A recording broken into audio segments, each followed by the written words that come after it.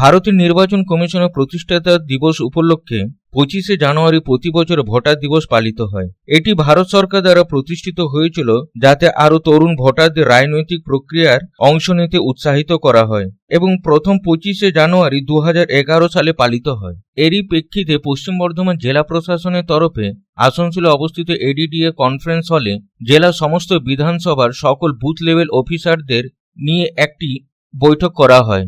বৈঠকের মাধ্যমে নতুন ভোটারদের জাগরুক করা পরামর্শ দেওয়া হয়। তার সাথে সাথে কিছু নতুন ভোটারদের এপিক কার্ডও প্রদান করা হলো। প্রজেক্টরের মাধ্যমে নির্বাচন কমিশনের তরফে ভোটদান পর্বের নিয়মকানুন সম্বন্ধে বৈঠকে উপস্থিত আধিকারিকদের অবগত করা হয়, যাতে নতুন ভোটারদের ভোটদান পর্বের প্রতি জাগরুক করা হয়। আগামী বিধানসভা নির্বাচনের জন্য রাজ্য নির্বাচন কমিশন ও জেলা প্রশাসনের তরফে নানান কর্মসূচি নেওয়া হচ্ছে। জাতীয় ভোটার দিবস উপলক্ষে জেলা, মহকুমা, ব্লক প্রশাসনের আধিকারিকদের নতুন ভোটারদের নাম সংগ্রহ, সংশোধন সহ আধিকারিকদের অন্যান্য কর্মসূচি করার নেওয়ার প্রতি অবগত করা হয়। নতুন ভোটারদের এপিক কার্ড প্রদানে ভোটদানের প্রতি অংশগ্রহণ নিয়ে উৎসুকতা দেখা যায়। এই বৈঠকে আসানসোলের অতিরিক্ত জেলা শাসক সুভাষিনী এস, মহকুমা শাসক বিশ্বজিৎ ভট্টাচার্য সহ অন্যান্য প্রশাসনিক আধিকারিকেরা উপস্থিত ছিলেন।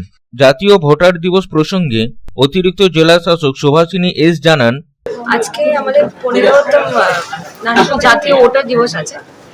আজকে এখানে আমাদের ডিস্ট্রিক্টে আমরা পালিত করলাম। আজকে আমাদের ডিস্ট্রিক্টের মধ্যে বেস্ট ইয়ারওরা 3জন, আর বিএলও যারা ফিল্ড লেভেলে কাজ করছে প্রত্যেকটা এসি ব্যক্তিকে একজন। আর আমাদের স্টুডেন্টসের মাধ্যমে আমরা যেগুলো সুইপ অ্যাক্টিভিটিস অ্যাওয়ারনেসগুলো করেছিলাম, ওই কম্পিটিশনগুলোতে যারা পুরস্কার পেয়েছে ওনাদেরকেও আজকে ফেলিসিটেট করা হলো।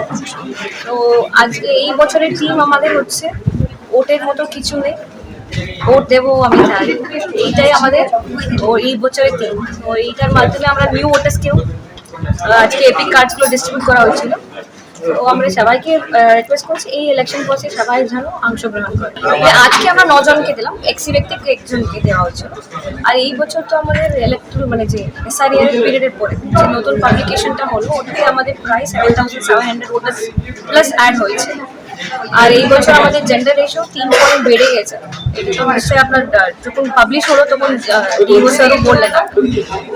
তো এইটাতে আমরা এইটাকে রেখে দিয়ে আমরা এবার পুরস্কারও পাচ্ছি। ইলেকট্রাল ক্লেন্সিং उसको দেওয়া হয়েছে, এরকম দেওয়া হয়েছিল, ডিস্ট্রিক্ট পুরস্কার পাচ্ছে ডিএম স্যার আজকে নিচ্ছে। তো সবারই প্রচেষ্টায় ভালো কাজ হয়েছে। आसनसोल থেকে संतोष मंडलेर रिपोर्ट, पब्लिक टाइम्स।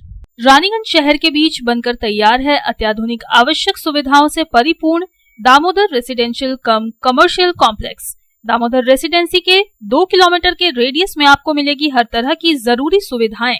सुरक्षित और खुले वातावरण के इस रेसिडेंशियल और कमर्शियल कॉम्प्लेक्स में आपको मिलेगी 1260 स्क्वायर फीट से लेकर 1639 स्क्वायर फीट के 3 BHK फ्लैट्स। इसके साथ आपको मिलेगी double lift, parking space, swimming pool, gymnasium और कम्युनिटी हॉल की सुविधा। अधिक जानकारी के लिए संपर्क करें 9614147280, 9832287488।